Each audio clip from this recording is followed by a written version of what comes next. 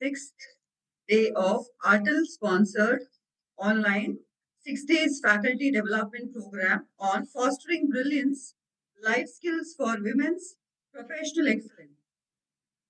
Participants, kindly note the first section from 10 a.m. to 11:30 will be on empowered by emotion, women's professional growth through emotional intelligence, and our distinguished resource person will be Dr. Devi Prabha Alva.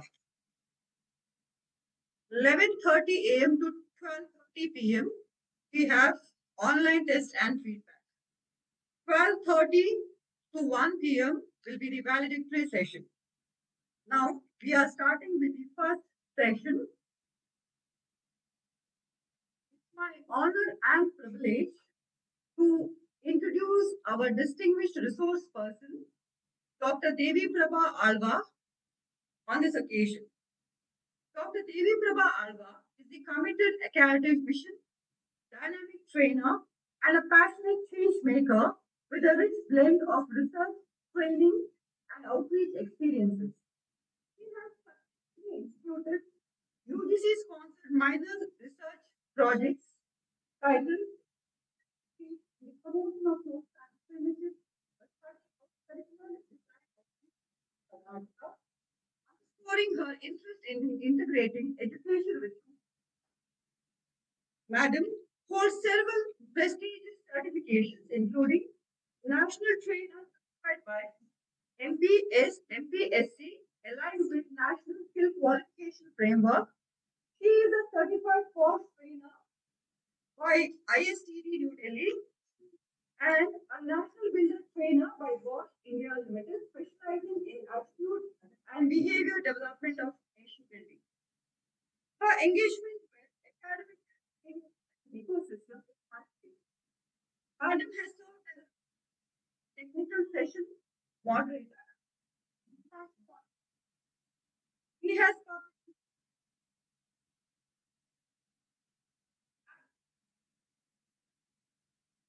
hosted international seminars and conferences. Madam has organized conferences, workshops, trainings for faculty on the theme of education empowerment. Dr. Devi has been an active contributor in student development and has also conducted empowerment and life skill sessions for grassroots women and NGO personnel.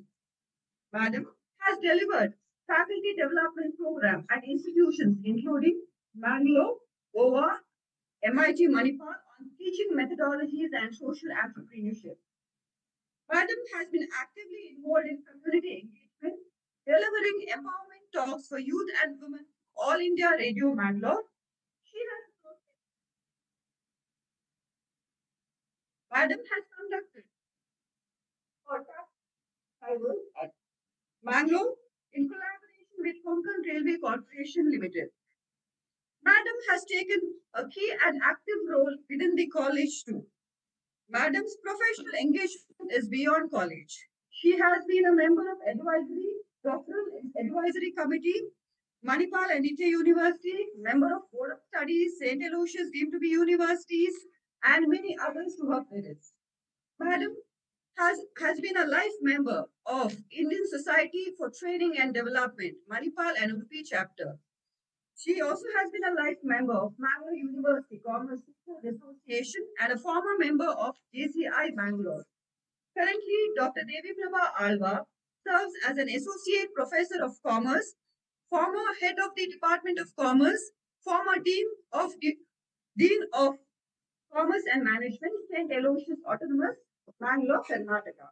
With this brief introduction, I extend a warm welcome to you.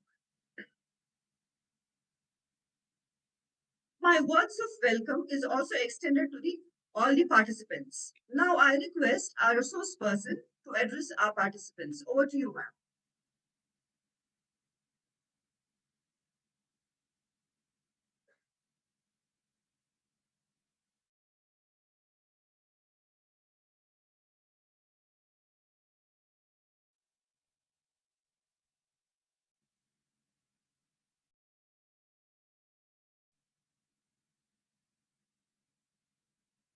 A hearty welcome for Saturday's session today. Welcome signs are coming in. I think you're happy that today the FDP is ending. But then the topic given to me is a very relevant one about emotional intelligence. When it speaks about emotional intelligence, we talk about the power of brain. So before I begin my session, let us watch a small video to understand the power of brain. Are you ready? Can I have some responses? Are you ready to understand the power of brain? Very good. Dr. Lata? Yes, very good. Your response is quite motivating. Yes. And after watching this video, I want you to try at home whether it works or not. The mind, we're going to do this experiment to prove how powerful the mind is. Yeah, there are many experiments you can do, but we can do the simple one if you let's want. do this. Stick with that one. Okay. A lot of pressure here. And what does this mean? Well, why don't you do it? Why don't you do it? Hold this string between your thumb and your forefinger. Just hold it. Rest your elbow comfortably on your thigh. Oh, boy. Okay? Yeah, rest it comfortably. I'll hold it still. Now, just while you're holding that still, mentally have the idea it's moving back and forth. Mentally have the idea that it's moving. Okay? Don't worry, it'll start moving. It'll start moving wider and wider. See, it's already doing that. Okay? Change the idea in your mind, that instead of swinging it like that, it's going to start swinging like this. According to your thinking. If you think that it is taking a circular motion, circular. Now, mentally have the idea that it's going to start making circles. It moves left to right. Mentally have the idea. And if you think it is right to left, it moves. So that now bigger and bigger there is a connection between our brain, our thinking, and our I didn't think I could do it. I was feeling it. Well, listen. I can't believe it's doing it. Yeah. And now have the idea that it's going to reverse the circle. So if it's making circles, I don't know if I can do that. Just have the idea. The late actor of the Opera show was shocked to see this magic happening. Keep that idea in mind. You see, your expectancy determines then it can outcome. shock her. And it can shock ourselves too. And this is the power of our brain, my dear participants. Certain things happen. Number one, we expect a certain outcome. Oh, it just there switched. You are. It just did it. See? I can't. And this is living proof that every cell in your body is eavesdropping on your internal dialogue. And by changing your internal dialogue, you can influence the chemistry, the even fundamental Sally's impressed. chemistry. Sally's saying, I didn't think you could do it, but you did. Every cell? Every cell. How would this happen? Now, see, this is amazing, because if you can do this with a string, it means you can do it with your life. Yeah, you can do it with anything. You can fulfill any desire in life that you want, because inherent in having the desire is the mechanics for its fulfillment. I don't have the same desires as you, because nature gave me those desires that nature means to fulfill.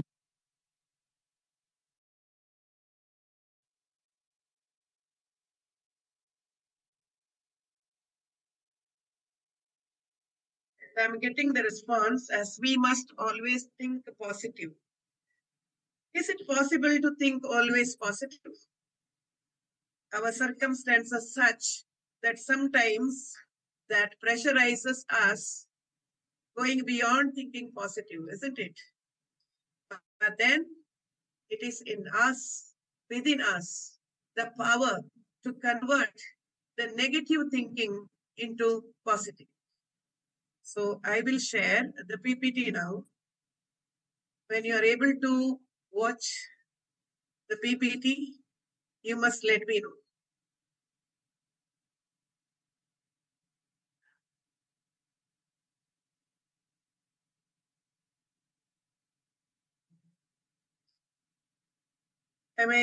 Is the PPT visible?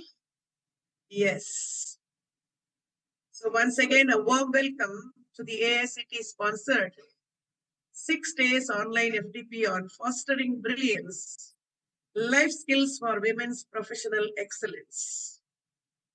At this point of time, the 6th day of your FDP, my heartiest congratulations goes to the sponsors, AICTE, the organizers of the FDP, STM College of Business Management, Postgraduate Center for Management Studies and Research, Mangaluru.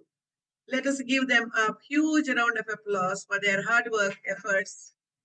They have been working day and night to give you some life skills because our college educational institutions give us formal education, gives us so many qualifications and degrees. But what we lack is of life skills. So I congratulate AICTE for sponsoring this FDP and the management of STM College for organizing this. A delightful congratulations to all the participants of the FDP for acquiring knowledge on the most relevant life skills for professional excellence. When I was going through the posters shared, I was very much thrilled that the topics covered are so relevant. They are very much needed to need a balanced work life. We talk about quality of work-life balance, but without having these life skills, we cannot have those things which are required to balance our life. Look at the topics. We had a beautiful inaugural address by Mrs. Shraddha Amit, CEO of STM Shemabana, Bangalore. Session 1, Mental and Physical Well-Being Among Women. Focus on being truly healthy, Dr. Supriya Hegde Arur. I'm just summing up so that you remember the FDP always. 5 days, last 5 days, you spent so fruitfully getting the knowledge on all these aspects. The second session on women's health in all stages of life by Dr. Hema Malya. Session 3 was on screening strategies for women's cancers, practical testing and early detection protocols. Now tell me, my dear participants, in which of the classes have you learned all these things? Session 4, healing through movement, dance for mental health and emotional expression by Dr. Priya Alva. Session 5, building a positive mindset to tackle stress by Dr. Malini Heba. Session 6, nutrition across the lifespan, from womb to wisdom. What a beautiful topic by Mrs. Sanjana M. Shenoy. We require they say, good mind is in good body. Healthy mind is in healthy body. So we require healthy food. Session 7, Mindset Matters, the Psychology of Health and Healing by Dr. Aishwarya. Session 8, Professional Excellence through Stress Management, thriving in the modern workspace. So it is there, stress is always there, right? You saw the power of brain to convert the stress into something positive. It is within us. And I hope Dr. Ramila Shekhar has done justice to explain to you how you can manage stress at various levels. Session 9, promoting healthy aging, preventing strategies and medtech interventions. I always say I have one PhD, and my after retirement, I'm doing one more PhD, and that is preparation for happy death. Because we all age and one day we have to die, right? But we have to have healthy aging. That's very important. And Dr. Prabha Adhikari is a very well-known doctor in our area, and I hope she's done justice there. And session 10 speaks about women's health through lens of Ayurveda. Dr. Mamata. Ayurveda, we Indians have to be very proud of our medical legacy. And session 11, challenges faced by women. Women face challenges, we say men too face challenges. But then since this FDP was focusing on women, I believe she must have focused on challenges faced by women. There are male participants in this FDP. Please try to understand that how these women tackle these challenges in life. Ashwini G.K. Bhatt has taken that session. Mindfulness and relaxation techniques for stress relief, as practical stress relief session by Mrs. Varsha Bhandar. And of course, now I'm here to educate you a bit of education on how we can be empowered by emotion for our professional growth through emotional intelligence. We talk about IQ, that is intelligence quotient. There is something called emotional intelligence or EQ, emotional quotient. There is something called SQ, spiritual quotient. But this emotional quotient is very much necessary to ensure a quality of work life. Followed by my session, you will have a valedictory session by the director of STM College of Business Management, PG Center for Management Studies and Research, Mangaluru, Dr. Seema M. Shenai. My dear participants, with this, you come to the end of the FDP. Beautiful memories to carry forward. So let us come to the session empowered by emotion in women's professional growth through emotional intelligence. Just read this story. A frog decided to reach the top of a tree. All frogs shouted, "It's impossible, it's impossible." Still, the frog reached the top. You know how? Because he was deaf. And he thought everyone was encouraging him to reach the top. Now, what lesson did we get from this? Challenges we cannot avoid. Stress is part of our life. We must make this part of our life as art of life by becoming deaf to. If your aim is to reach your goal, you need to be deaf, said certain cases. You need to be dumb. You remember the three monkeys that the Mahatma Gandhi was projecting? Sometimes close your ears, sometimes close your eyes, sometimes shut your mouth. Because for you, your goal is important. Our mission is important. If you want a professional growth, many times there are several occasions wherein we can find crabs pulling us down. Crab mentality, people pulling us down. Few thoughts in us. They try to bring barriers on our way. But if you want to reach your goal, be deaf, be dumb, and progress towards your goal. The session outcomes. Understanding emotional intelligence and its relevance to women's professional growth, recognizing imposter syndrome and its impact on confidence and performance, building self awareness of emotions and triggers and self doubt patterns, and how we apply emotional intelligence strategies to manage workplace challenges, and ultimately, how we create a personal emotional intelligence action plan for confidence, resilience, and growth. These are this session outcomes or objectives of this session. Now, what is emotional intelligence? Emotional intelligence refers to the ability to recognize and utilize emotions effectively, both one's own and those of others, to guide thinking and behavior. Now, what matters here? Most of the time, we fail to recognize that we have something, our inner conscious speaks to us. It is said that the inner conscious always speaks the right, but we fail to understand and we think what others say that is right.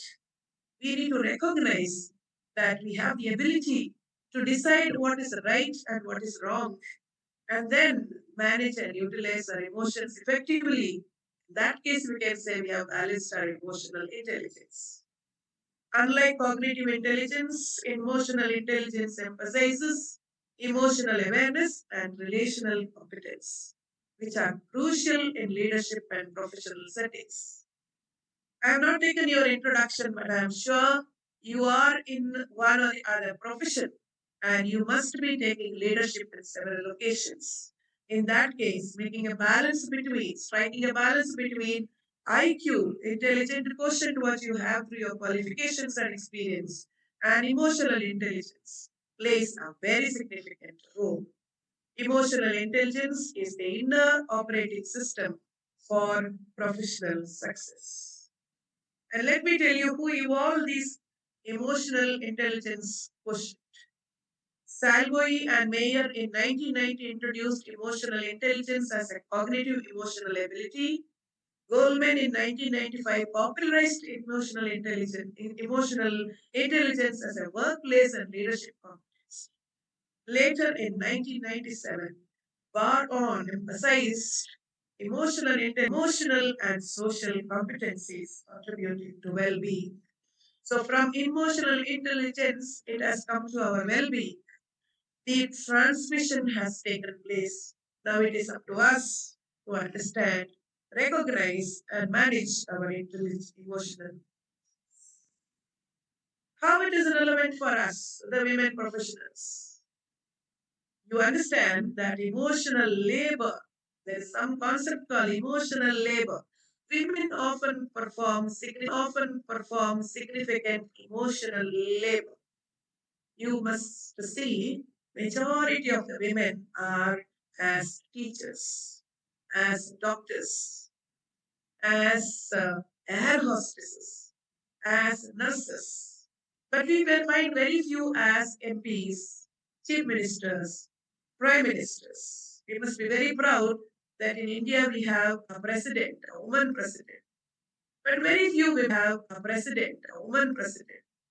But very few women presidents we had, very few prime ministers we had, very few chief ministers we had. Why? Because it is beautifully said, God could not be there everywhere. He created women to take his place of caring, sharing, and doing the emotional labor.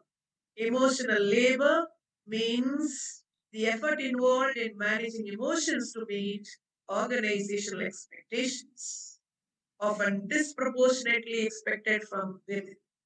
Women are expected to do all types of jobs at home and at the workplace. They have no compromises. They cannot give any excuses.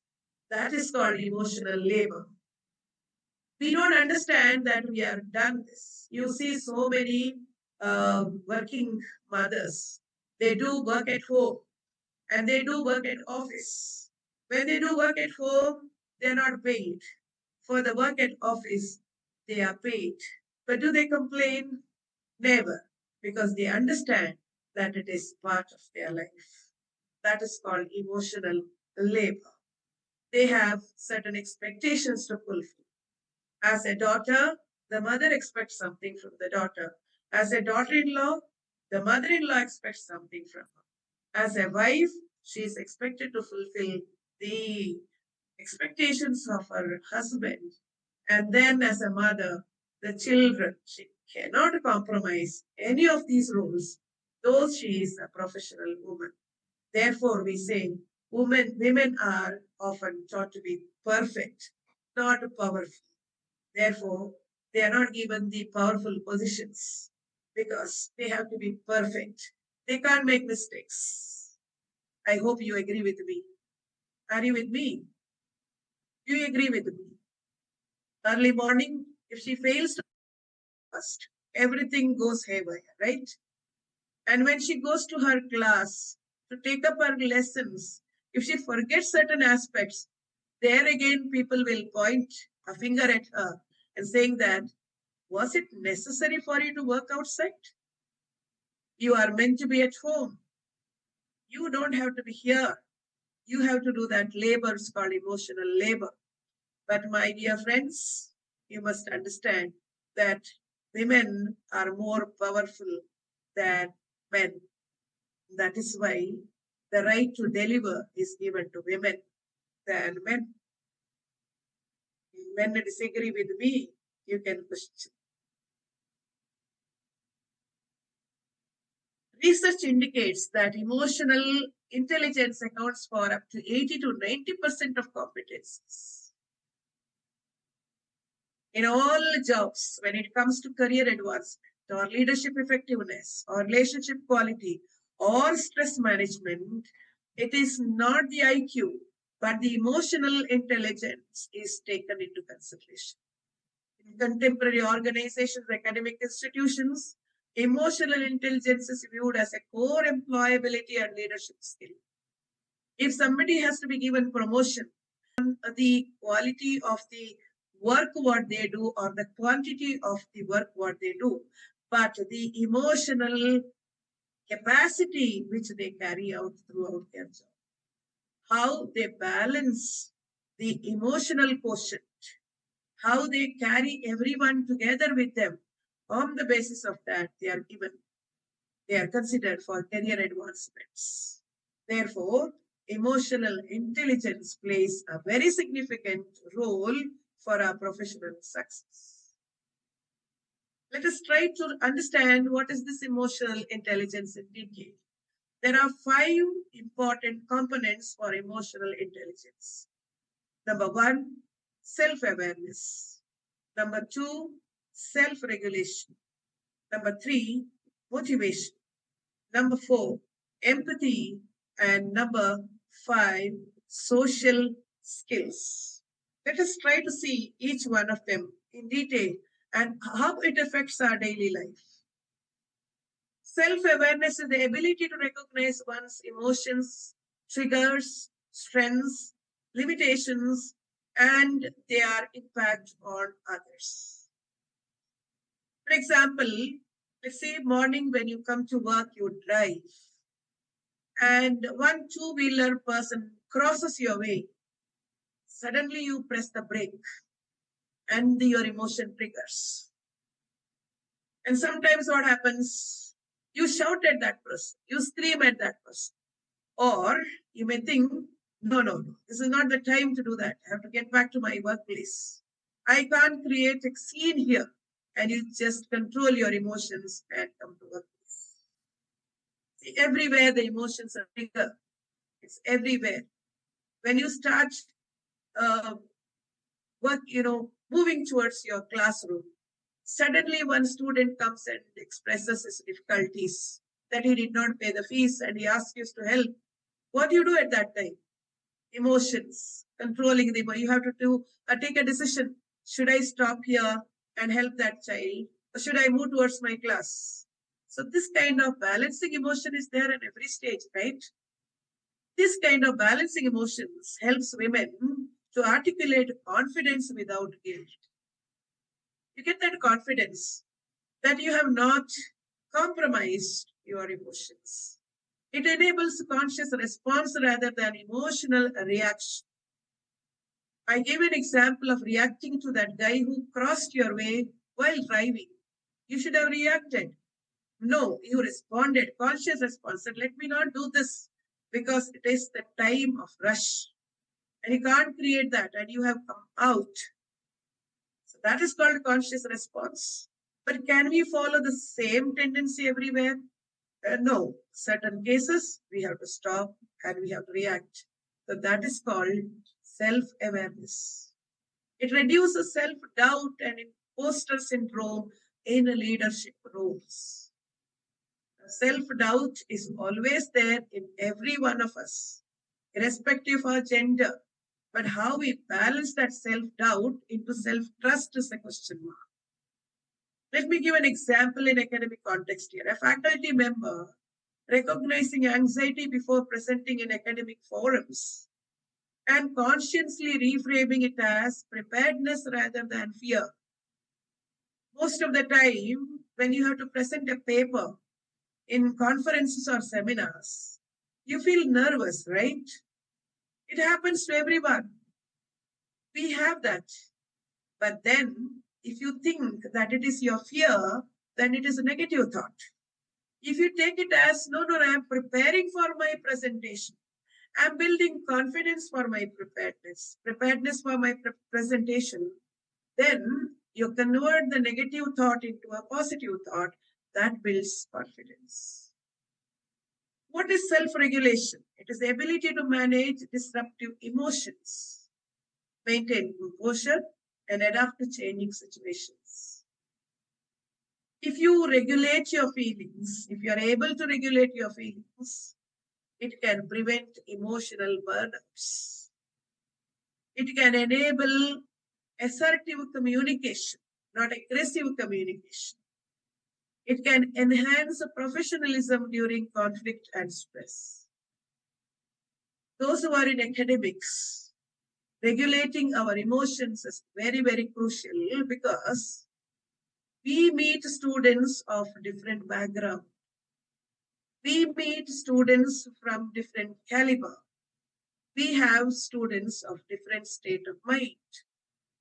And if you are working in corporate world, you have juniors of different uh, type of, the supervision required. Some may require spoon feeding. Some may be able to do on their own. They don't like to be interfered by the supervisor. So different areas of work demands different kinds of handling leadership styles. So the self-regulation, if we are not able to control or regulate our emotions, we cannot regulate or control the emotions of others.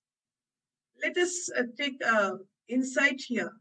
Women are often judged more harshly for emotional expression. Do you agree with this? I think you can write in your chat box, or you can give your feelings later when we have the interaction. Make a point here. Women are often judged more harshly for emotional expression. Recently, the state of Karnataka has passed an order to give 1 day leave for those women for their menstruation. Now, many might say that so many women were working without expressing this agony, stress, pain. But now it has come to the forefront. Women started expressing their pain, expressing their feelings. That is why it has gone to the government to take an action that women need to be given a leave so that we can get quality input from them. Government has also added one sentence in the order saying that even medical certificates not required to test or judge the reason for the leave. To this extent, we have forwarded, my dear participants, that shows that women need to express, but most of the time, out of fear of judgment, women don't express because of this thinking that women are judged more harshly for emotional expression. It need not be right. It need not be right. Self-regulation enables measured emotional expression without emotional suppression. Instead of suppressing your feelings, it is better you express. But how to express, that matters the more than controlling your emotions.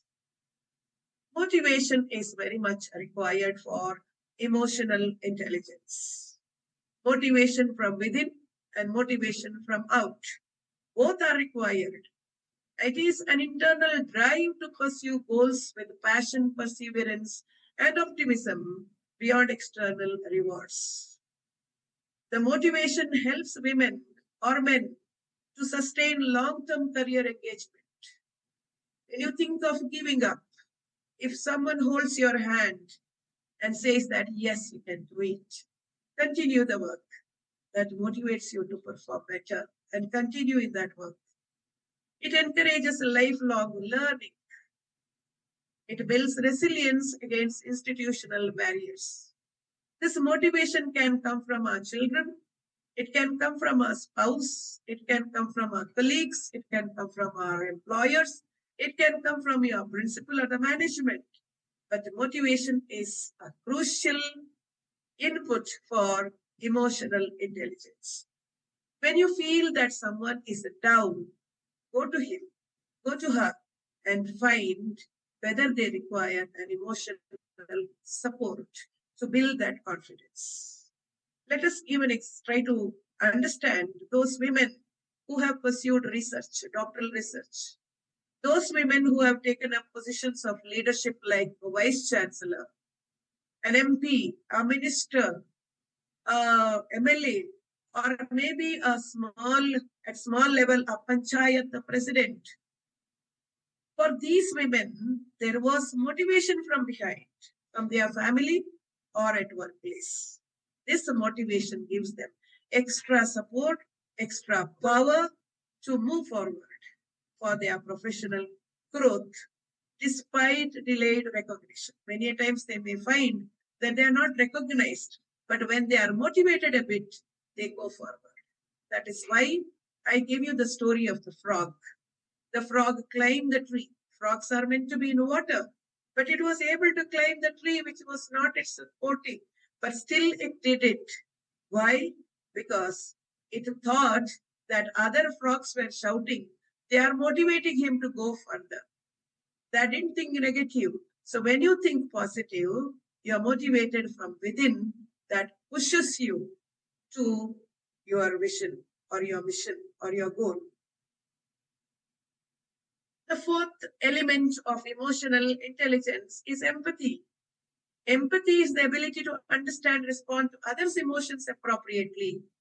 We, in our layman's language, we say, try to put your legs in others' shoes and understand from others' perspective.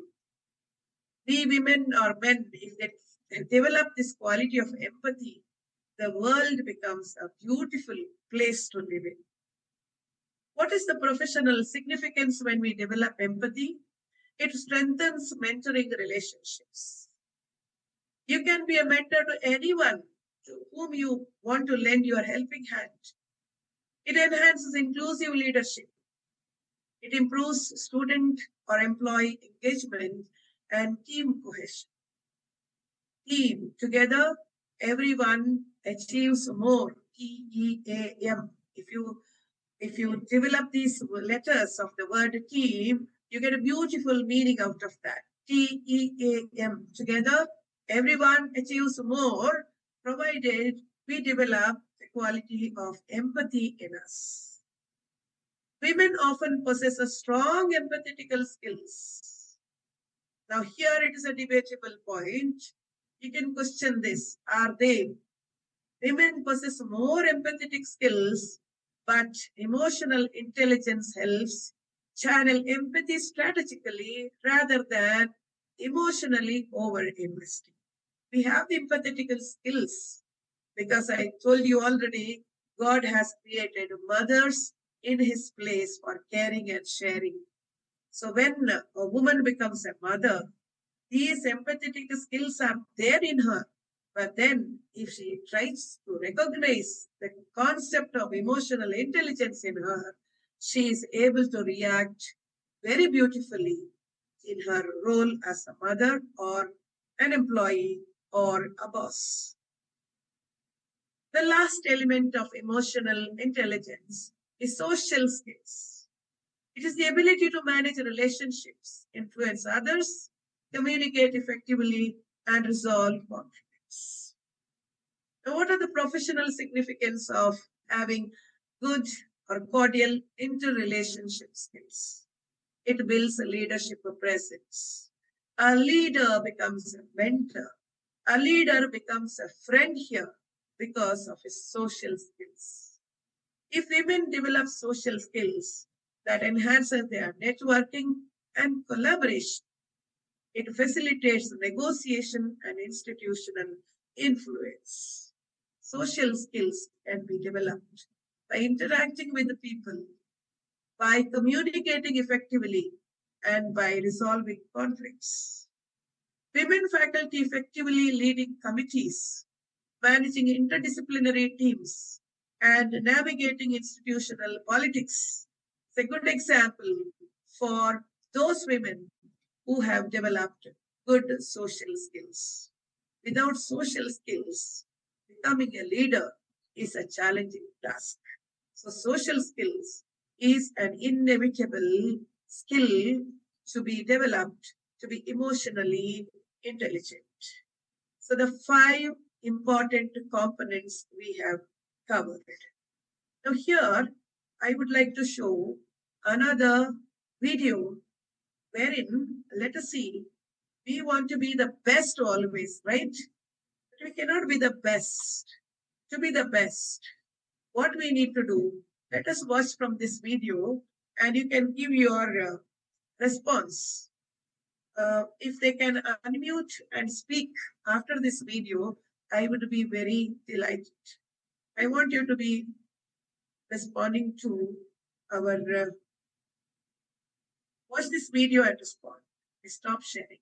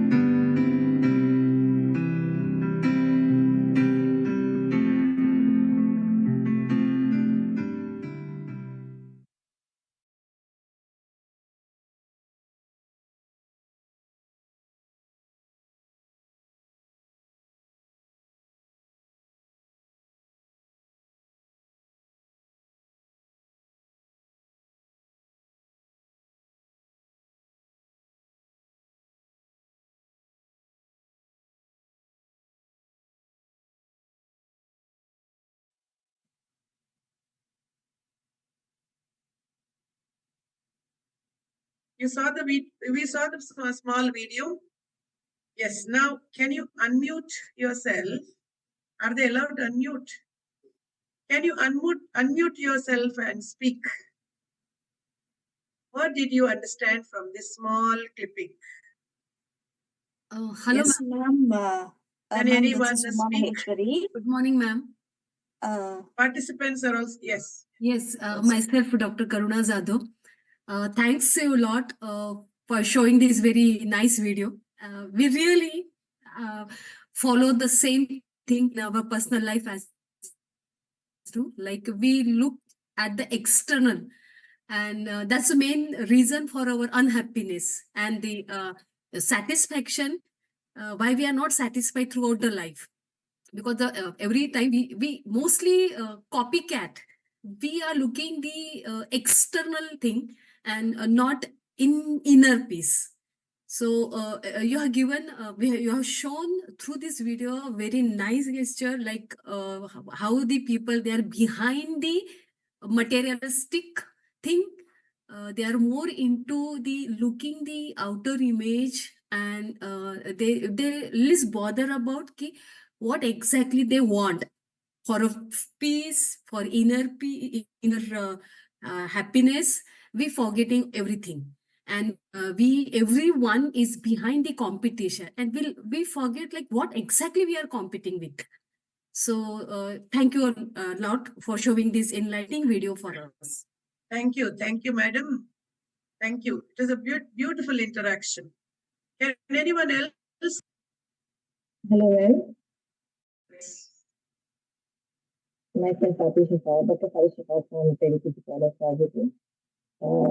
That music video was very nice and very, I can see that it's very inspiring that what we want to do and what we should do and what is required in our life. It is our inner beauty, not go for the outer beauty. We should think about that, what is important in our life and the people who are important for us, we should care for them also. And should not do the material things, as the madam said. It's very right that we should go for the inspirational as well as the basic things which make us more proud to our life also. Because we get into and we regularly go through whatever we should not do, and we do whatever we require. That is the thoughtful video.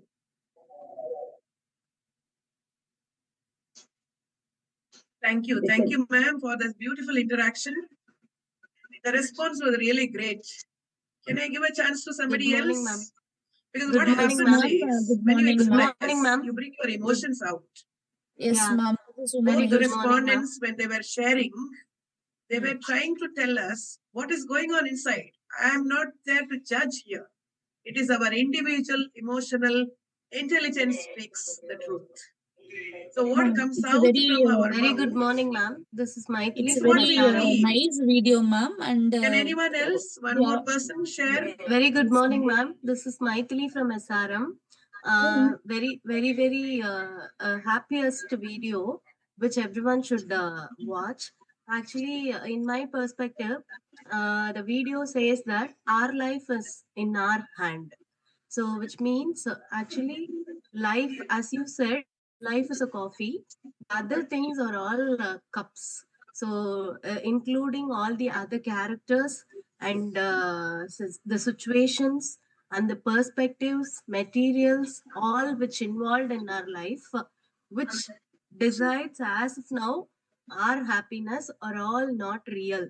So actually, the whatever the perspective and the relationship which we are maintaining from the inner soul, that is what the reality.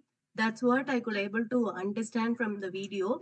So if everything we are just seeing with our inner peace, we will be surely happy in all the aspects, in all the situations. So that is what that is closely related to our emotional intelligence. So exactly which we have to focus on. Thank you so much, ma'am, for this wonderful opportunity. Thank you, ma'am. It is the inner voice that matters than the external manifestations. Beautifully expressed your views. Thank you, everyone. I would have given a chance to everyone to speak, but then we have something more to share. So I will share the PPT again. And if you are able to see the PPT, please let me know. Yes. Thank you.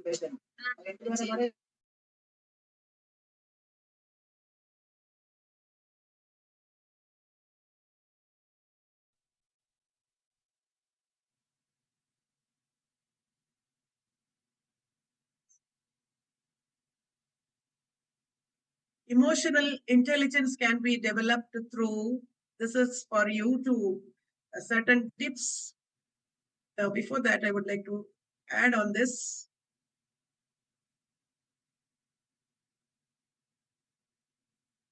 Emotionally intelligent leaders lead authentically by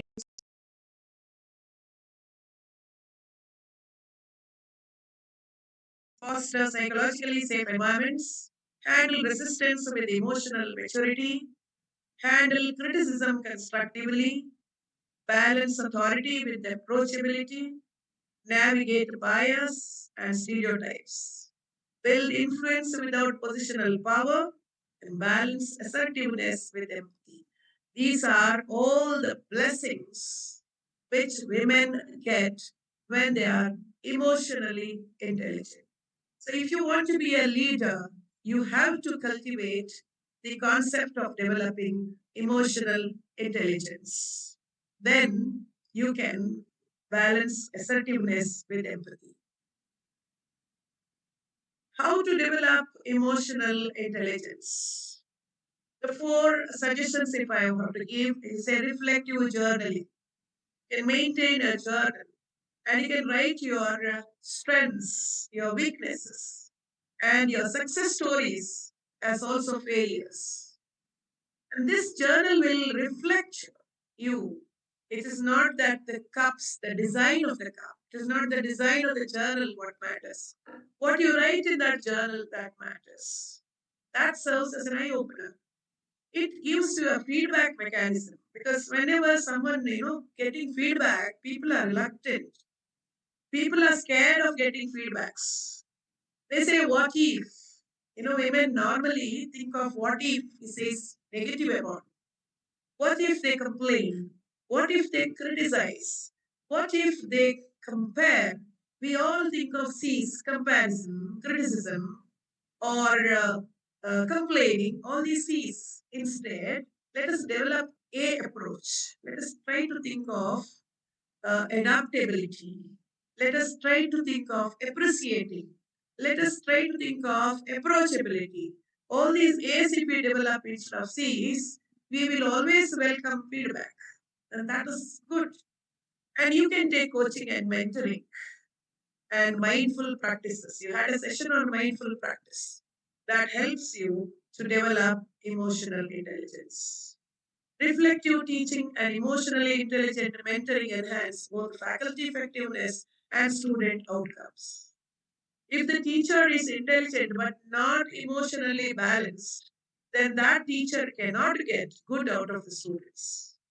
Those teachers who are not intelligent but emotionally strong, emotionally intelligent, can get best outcomes from the students. Students are intelligent but they require emotional support. So we need to understand the students. We need to understand our juniors. We need to understand our colleagues, their mindset, how we deal with them for developing a good working atmosphere. Emotional intelligence acts as a career accelerator. I told you for career advancements, emotional intelligence is required. It requires a leadership stabilizer. It helps you to balance both the leadership as a leader, the leadership as a follower. The leader need to be a leader, the leader need to be a follower. So both it helps you to balance. It also serves as a well-being enhancer. Women who consciously develop emotional intelligence demonstrate stronger leadership pipelines, sustainable career satisfaction, and greater institutional impact. It is said that the professional growth begins when women stop asking for permission and start trusting their preparation. I think you can note down this particular point. You should believe in yourself. You should see what coffee it contains, not which cup it contains. It is not the design of the cup that matters. It is the quality of that coffee matters. It is the quality of your preparation, your mindset that matters. Otherwise, you become a slave. And every time you need to ask permission.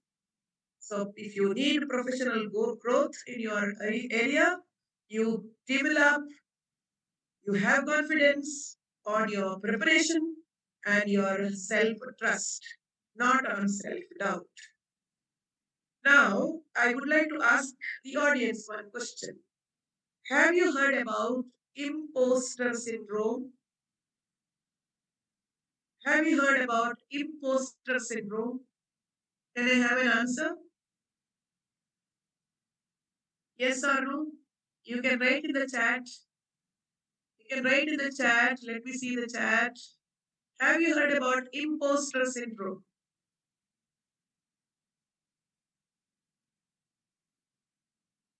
Not really. No, ma'am. Okay, you have expressed your feelings. That's great. Thank you for expressing.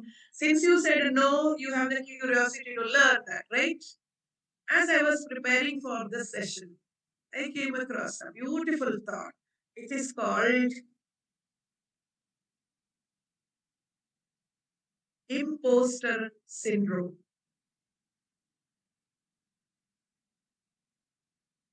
What is imposter syndrome?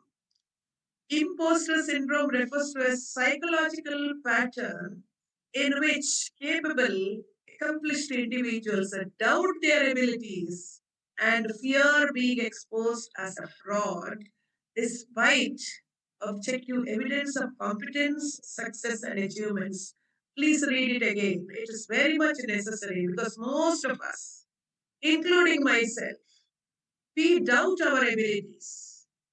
If somebody has given you a role, if somebody gives you a role, for example, they say that you are in charge of, you are the coordinator for college day, you are the college coordinator for students day, or you are the coordinator for something conducted FDP. The immediate response, why me? Why me? Can it be for somebody else? Somebody else will be doing better than me.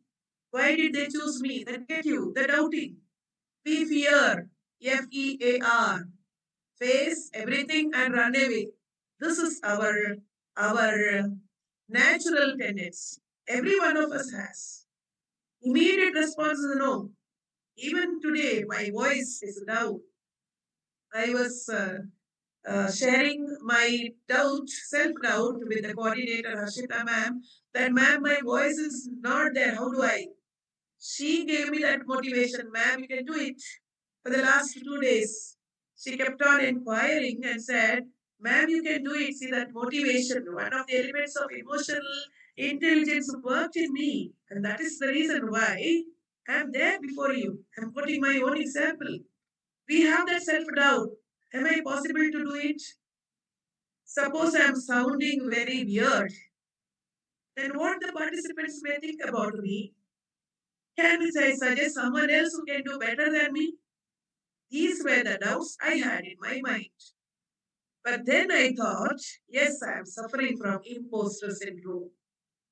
I am suffering from this self doubt, considering myself as a fraud.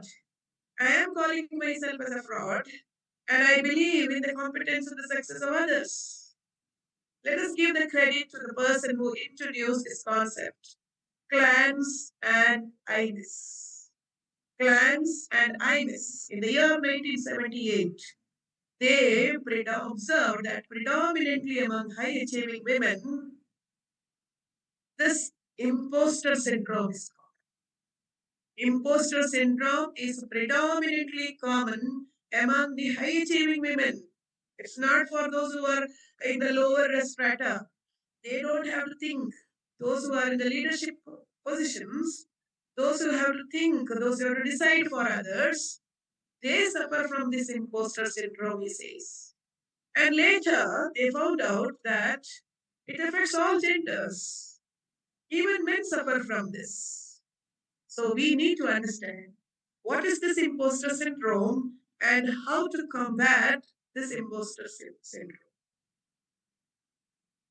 Let us understand that the people experiencing imposter syndrome tend to attribute success to luck, timing, or external help. Suppose a student gets a rank and the media interviews. The first sentence, I attribute all this to my luck. Or somebody gives an award And when the person is interviewed, they say it is due to my support from my parents, my family, or others. Their hard work, their efforts, their input is forgotten. And that is called imposter syndrome.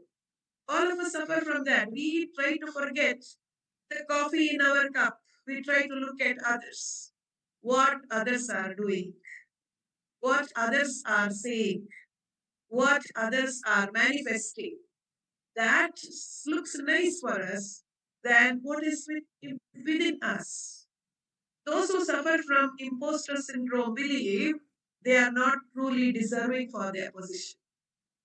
Suppose you are appointed as a principal, immediately you start thinking, am I suitable for this position? Do I deserve this position? We, instead of celebrating, instead of jubilating that position, that promotion, we start self-doubting. And it is proved through research that high achieving women suffer this most. They live with the persistent fear of being found out or exposed. They normally live with one kind of manifestation, one kind of artificial persona. And when they are given the role of a leader, they think that people may find out our weaknesses, our limitations, and I am exposed. So try to know that in case if you have these qualities in you, then you must understand that you are experiencing imposter syndrome.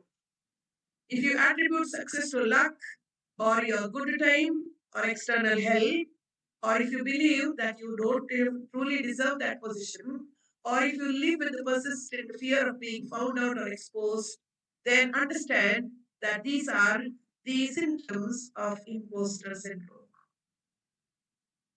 Why imposter syndrome is common among women professionals? Women, particularly in academia,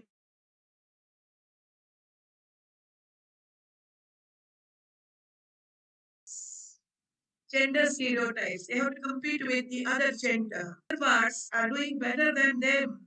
So they feel that inferiority complex, that they are doing better than us. Or when they are given the leadership position, they have the self doubt that what if I don't perform equal or bet more than equal to my counterparts, then how I will be treated. This kind of fear. Than trusting our abilities. Unconscious bias. This we have in our mind.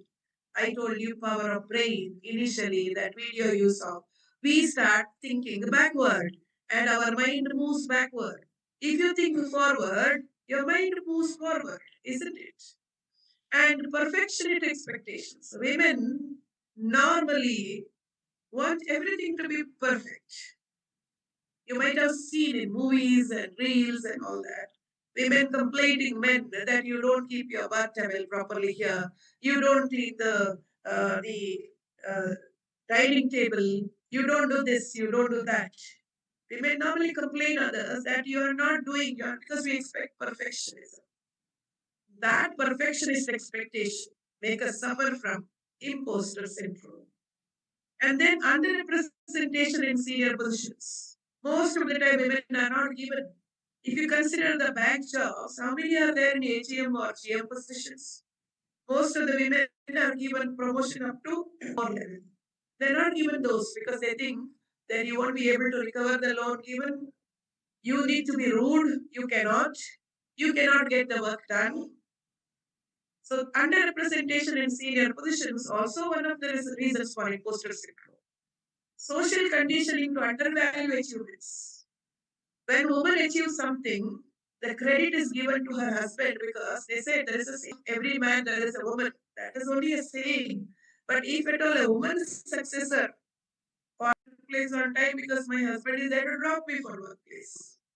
My husband takes care of my children. That is why I'm able to work.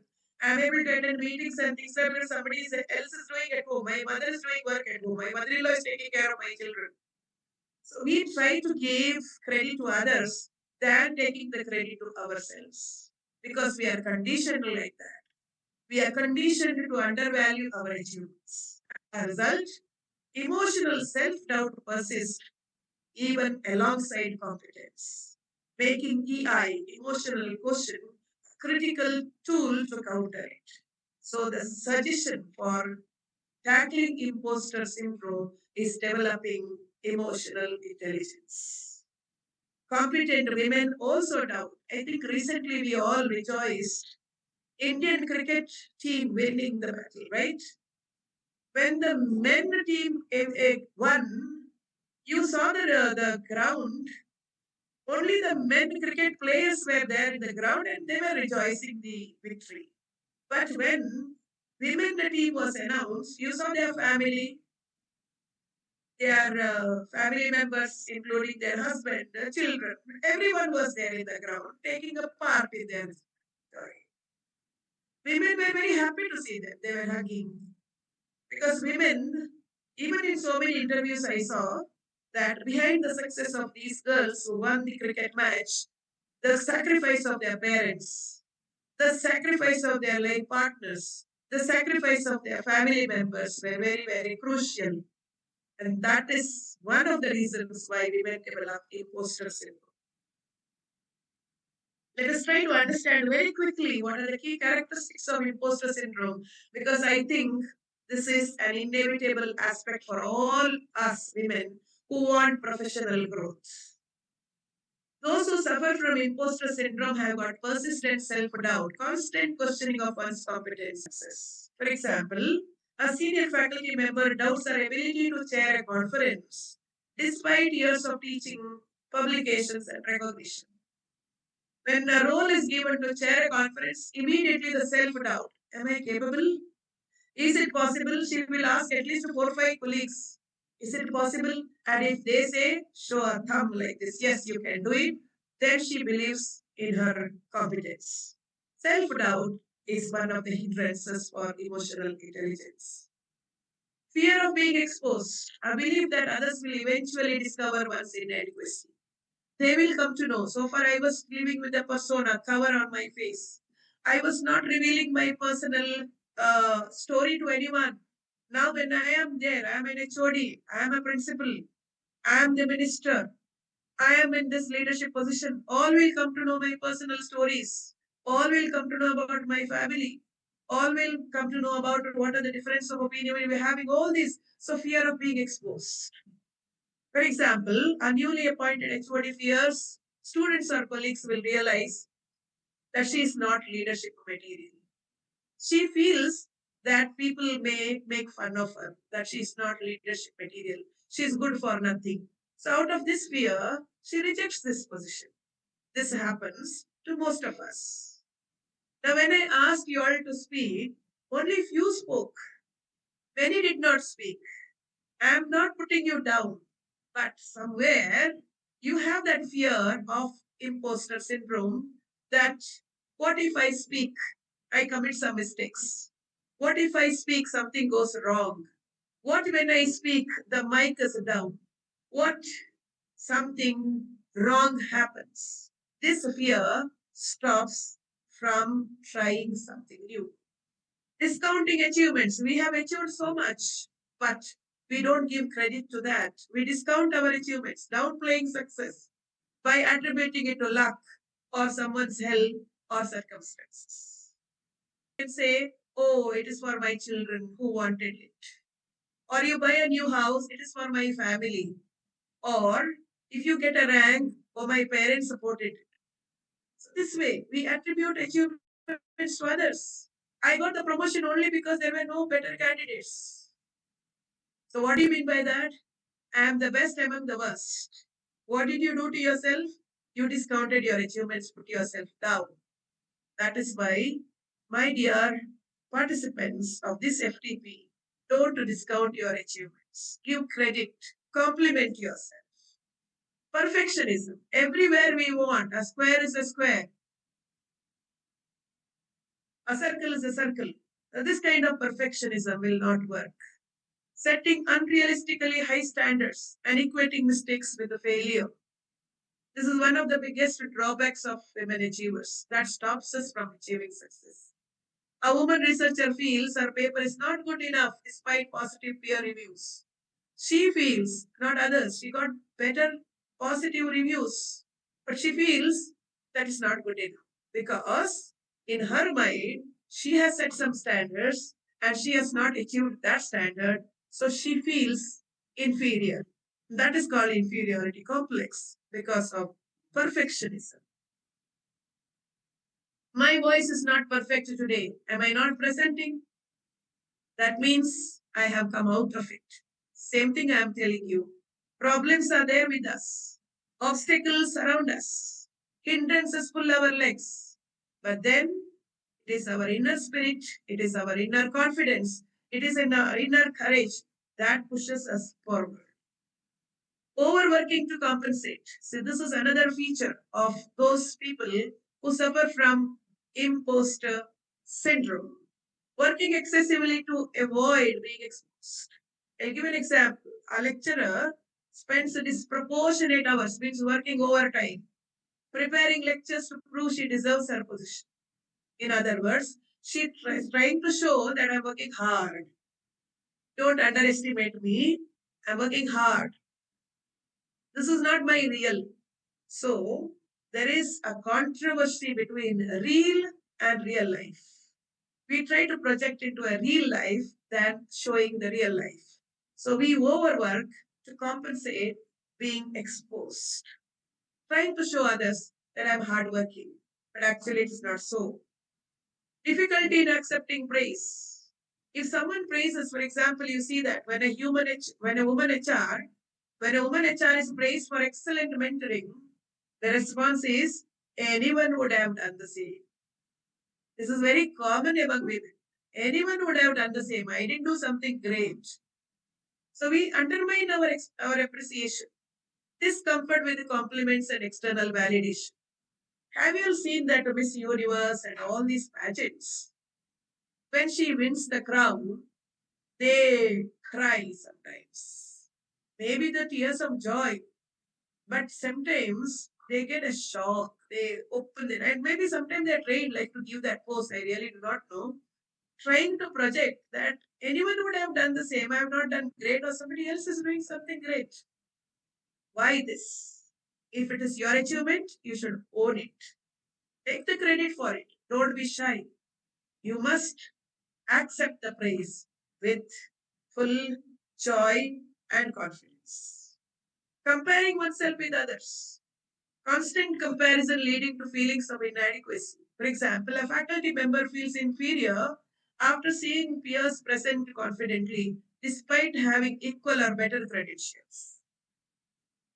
Inferiority complex. My colleague did better than me. My peer or my colleague presented better than me or sings better than me. Always we compare. And we compare and develop an inferiority complex. That is not right, my dear FDP, respected participants. Don't compare yourself to others. You are the unique gift of God. There were several cups kept there. Each one took the best because we want to be the best. No one wanted the not so good looking cups because we want to portray the best. Don't compare. You compare yourself with you. You are the comparison for yourself. You set standards for yourself. Then you cross that barrier and come out of it. Your standards, your achievements, you only have to cross. Nobody else. So don't compare with others. Instead, compare with your previous achievements and try to achieve better. Emotional intelligence is not about controlling emotions, but about understanding them so they no longer control you. Emotional intelligence should not control you. You should be the master to control your emotional intelligence. Now, the important topic is how to combat imposter syndrome. That's very much important for us. Develop emotional self awareness. One of the components of emotional intelligence is self awareness. So now it is time to develop emotional self awareness. How do you develop? Identify inner critical thoughts, recognize emotional triggers, New roles, visibility, whatever you get, roles, you accept it. When you accept, you do a strength analysis, like, your strengths, your weaknesses, opportunities, and challenges, we say SWOT. You can do that analysis. To do that, we have to, if you want to learn driving, you have to sit on the driver's seat. If you want to learn swimming, you have to get into water. If you don't accept these new roles, if you don't show yourself, you're not visible, then you will not be able to develop emotional self-awareness. How to practice? Maintain a self-reflection journal. Note down the situation where you've taken a role and what made you to achieve the success. Or suppose you have not won the situation, what is that? You write down. You make a reflection journal. And what is the emotion felt? Were you happy? Were you unhappy? Were you sad? What made you feel sad? Evidence against the negative belief. All these things will help you to counter-react to imposter syndromes. Identify your strong and weak points. Work on your thoughts or your strengths, but work harder on your weaknesses. We all have plus and minus points. We have strengths and weaknesses. Work harder on your weaknesses and work on your strengths. Reframe internal dialogue. It is cognitive reappraisal. We have to appraise ourselves. We learn about 360-degree appraisal and things like that. But let us have an internal dialogue. I don't belong here. You have to replace that. I am learning and growing like everyone else. Instead of negative thought, bring that positive thinking there. This aligns with emotional intelligence, self-regulation component. The second component of emotional intelligence is self-regulation. So we must learn to regulate ourselves. Don't think negative. Try to say, I'm learning, I'm growing. Your voice deserves the same respect you give it to others. Keep this in mind. Your voice deserves the same respect you give it to others. If an egg is broken by outside force, life ends. If broken by inside force, life begins. Great things always begin from inside. So your inner thoughts should be very strong. If you are strong internally, then nobody can break your confidence. Own your achievements. I told you, if you get success, take that credit. Very joyfully enjoy that credit. You maintain a success log, record awards, rewards, positive feedback, milestones, all these things you record. Because as time passes, we forget. Again, the imposter syndrome comes. Whenever you feel low, open this logbook and see whatever your success stories are, small achievements, a small praise from your student. For example, you have written something nice on the board. One child comes and says, "Ma'am, your handwriting is beautiful." You are an HR and you have you offered a cup of coffee to your colleague, and that person says thank you. You write down, you don't forget, because that might boost your energy when you are down. Emotional intelligence links strengthens of self-motivation and self-confidence. Empowerment is not becoming fearless. It is becoming emotionally fluent. Empowerment is not becoming fearless. Fear, F-E-A-R. Face everything and run away. From there, you'd say, face everything and rise from there. That should be the motto. Failure is the key to success. Each mistake teaches us something. So we should not fear about failure. We have to learn the lesson from the mistake and go forward. Shift from perfection to progress. Accept good enough as professional competence. View mistakes as learning data, not personal failure. Our mistake should be a learning data, information for improvement, not personal failure. Mistakes happen from everyone, right? Failure is the key to success. Each mistake teaches us something. For example, a lecture not going perfectly does not negate teaching ability. You are given a lecture one day, it's not the same like other days, but you don't have to feel low for it. The next day, the next dawn, you will improve. Emotional intelligence transforms am I enough into I am prepared. There are so many killers of success. Let us watch. Anger, cruelty, dishonesty or disloyalty, ego, fear, greed, hatred, enmity, intolerance, jealousy, lust. These are the killers of success. We must learn to overcome that. Seek mentoring and peer support. Suppose when you feel low, suffer from imposter syndrome, seek mentoring. Take your support from your colleagues, from your boss, from your principal, from your spouse, from your family members. Seek support. Discuss self-doubt openly in safe spaces. Emotional intelligence turns self-doubt into self-dialogue. Instead of suffering from self-doubt, convert that into self-dialogue. Get into conversation. Try to find solution for your doubts. Learn from others' experiences. Mentoring reduces emotional distortion. Emotional intelligence teaches us to respond with wisdom instead of reacting with fear. So instead of reacting with fear, responding with the wisdom is the best solution. Worrying is like a rocking chair. It gives you something to enjoy temporarily to do, but doesn't take you anywhere. So don't sit on a rocking chair and enjoy the present. You have to get down and move forward. Otherwise, you will be only enjoying the present joy. Practice self-compassion. Treat yourself as you would treat a student or a colleague, with encouragement, with understanding, without harsh judgment. Imposter syndrome is not like it's not a lack of competence, but a lack of self-recognition. You have to recognize your achievements. You have to identify your strengths, and you have to give credit to your achievements. Self-compassion is very important. You have to encourage. You have to understand. Instead of harsh judgment that I cannot do anything, I can try. Instead of saying I impossible, try to say it is possible. I am possible. One exercise for all of you. There are 6 eggs in the basket. 6 people each take 1 egg. How can it be that 1 egg is left in the basket? Can you give your answers in the chat box?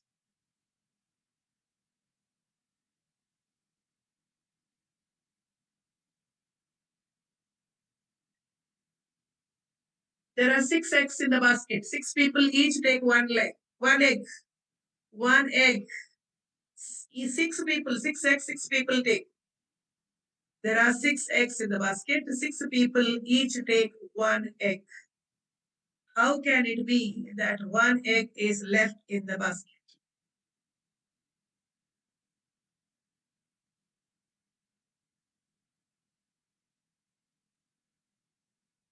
Last one, yes. Very good. Yes, I got one answer. The last person has taken the egg along with the basket. Got it? So you must understand that we go along with our brain, right? We go along with our brain. Our brain travels with us. So wherever you go, your brain travels with you. So like this, you must understand that negative thinking leads to negative actions. Positive thinking leads to positive actions. Use visibility as growth, not validation. We try to avoid visibility. We try to hide. I have seen so many, when I take sessions, they said, when give an answer. In the group, they answer. When I ask one at a time, nobody comes in front because they don't want visibility. Engage in conferences, leadership roles, public speaking. Come in front, take the stage. Initially, you may have some problems, but gradually you will improve. It is not to prove your worth, but to build a presence and confidence. You have to come in front. It is not a validation. It is for your self-professional growth. Normalize the experience. Understand that imposter feelings are common, situational, and temporary. Try to reduce emotional isolation. Don't think that something bad has happened to me. Now I cannot show my face. I am wrong. People may laugh at me. I am exposed. All this kind of negative thinking will not help you at all. Even accomplished leaders and scholars experience self-doubt. I will give you a T number of examples so that imposter syndrome is suffered by even those accomplished leaders. Let us quickly see them. Who are those? Globally, we have Maya Angelou. She's a poet, author, and civil rights activist despite writing 11 autobiographies and received numerous honors. She famously said, I have written 11 books, but each time I think, oh, they are going to find me out now. It demonstrates that intellectual brilliance does not eliminate self-doubt. Everyone has a self-doubt. So we must understand that it is common. It is common. It is situational. It is temporary. Let us say Michelle Obama, former First Lady of the USA. She has spoken about feelings like she didn't fully belong to elite academic social spaces, even with Ivy League credentials. They're navigating elite situations and public leadership roles intensified feelings of being scrutinized. She says that I feel shy for public appearance. Okay, because she had to go along with Obama, right? But she expressed that because of the color consciousness. That is why she was suffering from imposter syndrome. Sheryl Sandberg, former COO of Meta Facebook, said that when she was promoted to the Meta Facebook, I was sure I was going to be fired. See, look at her. Such a big achiever, but she was suffering from imposter syndrome. She said, oh, now I am the COO, but then I am sure I will be fired now if I go wrong. Self-doubt.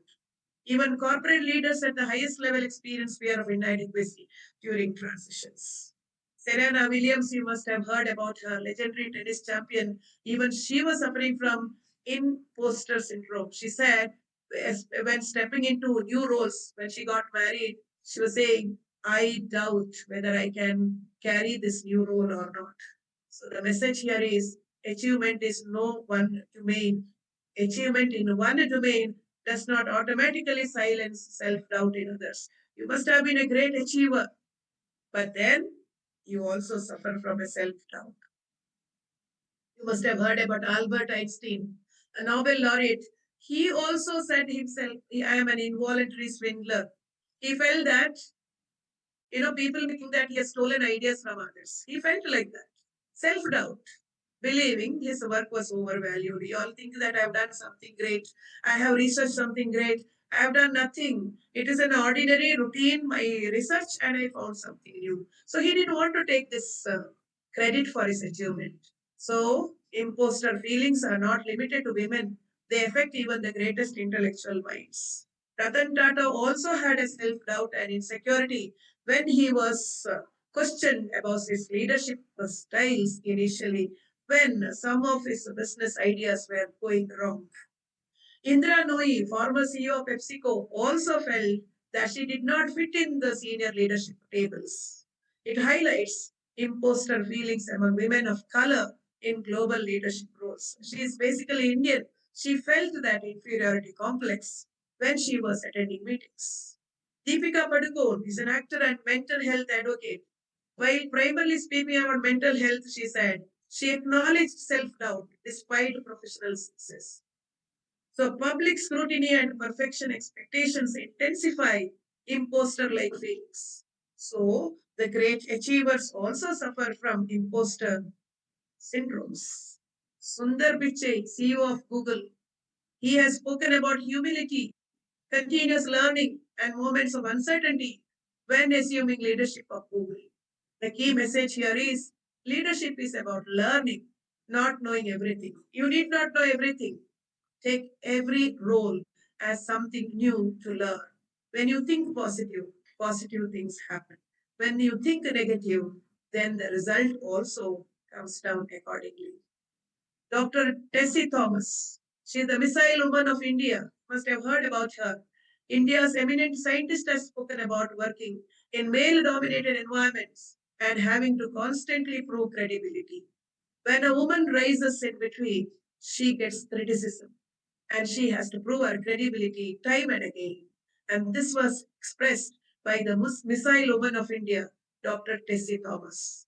What is the interpretation here? Such environments often fuel imposter feelings. When someone speaks negative, when someone criticizes, when someone compares you with others, you develop imposter feelings, especially among pioneering women.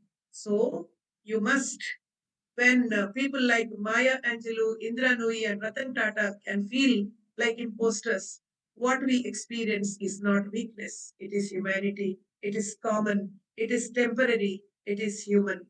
So you must understand that imposter syndrome is common and we have to overcome with emotional intelligence. Now, here a small activity for all of you. Which of these achievers surprised you the most? You must have heard about them. And when I said that they were suffering from imposter syndrome, were you surprised? If so, who surprised you the most? So many achievers. And I said they were suffering from imposter syndrome. So some of them must have surprised you, right? So you must, okay, Albert Einstein. Good answer. Even I thought so because we did not read much about him. Because he said, I failed 10,000 times before inventing something new. So this is there. Everybody experiences. But how to overcome, that is more important. So imposter syndrome is not a lack of competence, but a gap in self-awareness, self-regulation, and self-empathy. Emotional intelligence reframes emotions from threat to information. 7 secrets of life, if you want to. The roof says look up. The fan says be cool. The clock says be punctual. The mirror says reflect before you act. The window says see the world. The calendar says be up to date. The door says push hard to achieve your goals. You don't have to look outside. It's there inside your room. It is there inside yourself. So to be positive, emotional intelligence comes from within. So breaking imposter cycle requires emotional intelligence-based reflection and self-reflection. Steve Jobs says the only way to do great work is to love what you do. Don't compare yourself with others. The best sentence by Swami Vivekananda. Take risks in your life. If you win, you can lead. If you lose, you can guide. So unless you take a risk, you cannot achieve success. Professional growth happens only when you are ready to accept risk. These are the references. Quick reflection questions for participants. When did you feel like an imposter most often? You must have felt like so many achievers, so many successful people were suffering from imposter syndrome. They also lacked emotional intelligence several times in their life. So when did you feel like an imposter most? You don't have to write in the chat box. If you have a diary, you write it down. Today is the start. Keep writing it down. Whenever you feel low, write the reason and what helped you to come out of that. What evidence contradicts your self-doubt? Take it down. Not openly. Don't have to give it to public announcement. It is for your self-reference. On your diary, write what evidence contradicts your self-doubt. How would you respond if a colleague felt the same way? Suppose your colleague has that imposter syndrome, how will you support? How you give your helping hand? I would like to quote Abdul Kalam, a former president, says, I am not a handsome guy, but I have the hand to offer to someone who is in need of some help. So in case if suffering from imposter syndrome, if your student is suffering from imposter syndrome, or your junior, or your family member, your children, then how can you support them? That you can write out and you can help them. So reflection and action planning for your future. Where do I underestimate myself? Question yourself. Which emotion derail my confidence? What emotional intelligence skill will I consciously practice this month, this day, this week? And of course, the new year is on its way, 2026. So this will be your resolution. What emotional intelligence skill will I consciously practice in 2026? It can change daily. It's not that one you have to take for the entire year, but write it down. Now, A small question for all of you. You can write agree or disagree. When women master emotions, they master leadership. Do you agree? Quickly write A or D. Yes. When women lead with emotional intelligence, workplaces are transformed. Agree? Yes, all are writing. I think you are with us. You are with me. This is the proof that you are there. Yes, yes. Emotional intelligence is a power skill. Do you agree? Yes. Concluding now. So, this is the concluding remarks. Imposter syndrome does not signal incompetence, it often signals growth, transition, and visibility. Through emotional intelligence, women can convert self doubt into self trust and fear into informed confidence. I think you can note down this point. Through emotional intelligence, women can convert self doubt into self trust and fear into informed confidence. Closing thought, emotional intelligence is not about managing others alone, it is about honoring our own inner voice. Confidence is not the absence of doubt, but the presence of self trust. So, take inspiration from waves. Why waves? Not because they rise and fall, but each time they fall, they rise again. So when we are down, we must rise again. With this thought, I say a big thank you to all of you, the organizers, the STM College of Management, the Center of Postgraduation Studies and Research, the sponsors from this FDP, AICTE, ATAL, and then all those beautiful, respectful, dignified participants. Thank you very much for your patient listening. Now the floor is open for questions, reflections, or conversations. If you have anything to ask, you can ask. If you want to have any reflections, you can. If you want to speak, you can unmute yourself and speak. The floor is open. Good afternoon, ma'am. Ma'am, I'm Sharanya from Savita University, Chennai. Hello. Anyone would like to say something? Hello, ma'am. This was a hello, ma'am. It was a wonderful presentation, ma'am. It was a wonderful session. Thank you, ma'am. Thank you. Yes, ma'am. Ma'am, especially those imposter syndrome, I came to know that these are the things that comes under emotion. I mean, imposter syndrome, and I have also experienced the same in my professional career. And after this session, at least I'll try my best to take up positions or taking up things and making it happen, ma'am. It was truly Very good. enlightening. Thank you, ma'am. Very good, ma'am. Very good. I appreciate. And I wish you good luck. Please Thank make you, it. ma'am. Don't say no. You see, learn Yes, from ma'am. me. I could have said no today. Every time I felt I should say no, but I never said no. So this is how we have our weaknesses, definitely, but we should learn to say Yes. yes. Yes, ma'am. Thank you, ma'am. Thank you so much. Welcome. Thank you, ma'am. As we are short of time, we are concluding the session and we'll move on to the next session. On this occasion, I would like to thank Dr. Devi Prabha ma'am for enriching and a thought-provoking session. Uh, Ma'am, your clarity of thought and engaging presentation has beautifully highlighted the importance of self awareness, empathy, emotional regulation in both personal and professional life. On behalf of SDM Center for Management Studies and Research, we extend thank you to you, ma'am. Thank you. Thank you, everyone.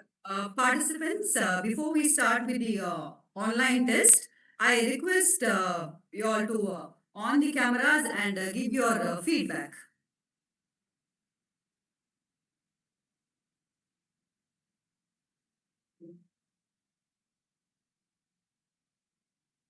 You can unmute your mic on the camera and give a feedback.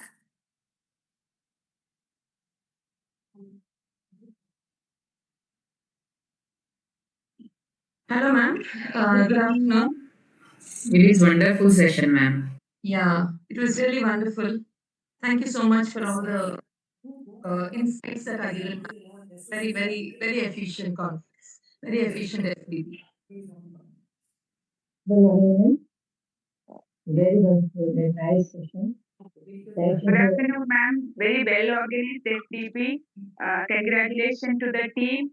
The timing as well as the content, everything was excellent. Thank you so much. We are waiting for the next FDP organized by SDM. Thank you, ma'am. Good afternoon, ma'am. Good afternoon. Ma'am, all the sessions were very nice and the thought-provoking sessions, knowledgeable, very knowledgeable.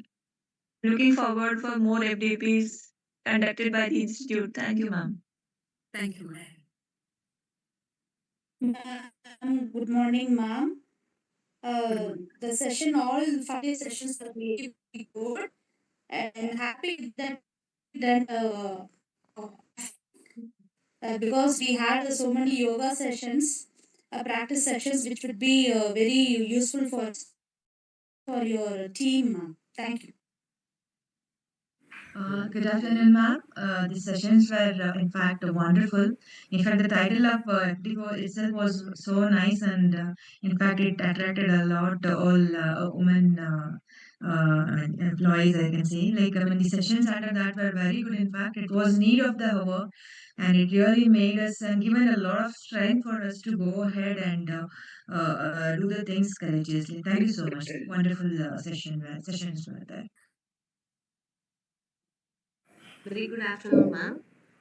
This is Dr. Maitri from SRM. Ma'am, thanks to the organizers. It was a well organized. The topic of the FDP itself, it's very attractive. Actually, we had so many technical FDPs, but this attracts much, and we have registered. So we got truly the significance and importance of the topic of the FDP, and it was very very helpful for the women. Exactly as one of the participants said, it is the need of an hour. So we could able to balance our professional and emotional feelings through this. All the resource persons content which will help us in future. We are sure we will surely we will able to follow, and we will at least try to get some of the facts which can be solved by us, not depending on the others, as an empowered women. Thank you so much, ma'am. Thanks for the opportunity. I thank SDM and all the organizers for this wonderful opportunity. Thank you, ma'am. Hello, ma'am. Myself, Dr. Karuna Jadhav from Pune, Maharashtra. I'm in teaching from last 21 years. Let me congratulate all organizing team because in my last I attend many FDP. So this is the first FDP I ever come across who touch upon the various important aspects of professional female, which is definitely help every participant to implement every sessions, because from every session there is something to take away. I notice, and I used to take some note in my diary, that whatever we from last many years, which is we suppressed many time, you people have given the opportunity to speak, and you have given an answer on that. I really thanks all the organizing team for selecting such a genius, extraordinary and expert to deliver a session. Every resource person, they have justice with the topic which is given to them. So this FDP was highly enriching, insightful, and relevant to my teaching and professional development, because I was working with the corporate, being the engineer, and I also did MBA, and then I shifted from corporate to HR in teaching. So it delivered a balanced blend of theoretical concept and the practical tools to enhance one's personal effectiveness, leadership, communication, and emotional intelligence. So I say the program created a very supportive learning environment and encourage professional female like us to self-reflect, collaborate, and build the self-confidence and also practice in the day-to-day personal as well as professional life. I'm really thankful and very, very happy because from day one, whatever you are sharing, I'm practicing and I'm trying to reduce my stress level. And I'm really happy. I can't have a more word to express. I'm really happy with this FDP. Thank you so much, ma'am. Good morning, ma'am. Good morning, ma'am. I'm Mrs. Madam, Angela can Dengari we, here. sorry to interrupt you, but we are falling Yes, ma'am. short of time. So can we do this in the valedictory session? We are very happy to Absolutely, listen to ma'am. all our Absolutely, participants, ma'am. but because it will delay Absolutely, your ma'am. assessment, can we take the reflections in the valedictory session so that you can complete the test and feedback online? Is that okay Yes, with please, our ma'am. Yes. participants? Yes, thank you very much. We will now move on to the group photo, which is the last part of this session. I request all, please switch on your camera so that we can have the group photo. The feedback link of this session will be posted immediately now. As soon as the feedback link is posted, please answer the feedback. As we take the photographs of our beautiful participants, I really appreciate the fact that all of you have been very appreciative of this online FDP, and it has been useful to majority of you. We are thankful to all of you for the active participation as well. Do we have our photograph? Yes. Our technical team has already done the needful. I thank each one of you for being a part of all these 6 days engaging sessions. If you are done with the online feedback, kindly wait for the assessment, which will be done in the next 2 minutes. You will receive the assessment link immediately after this. Please make sure you answer all the questions and answer the feedback as well. Immediately after that, we will join back for the valedictory session at sharp to 12:30. Thank you very much.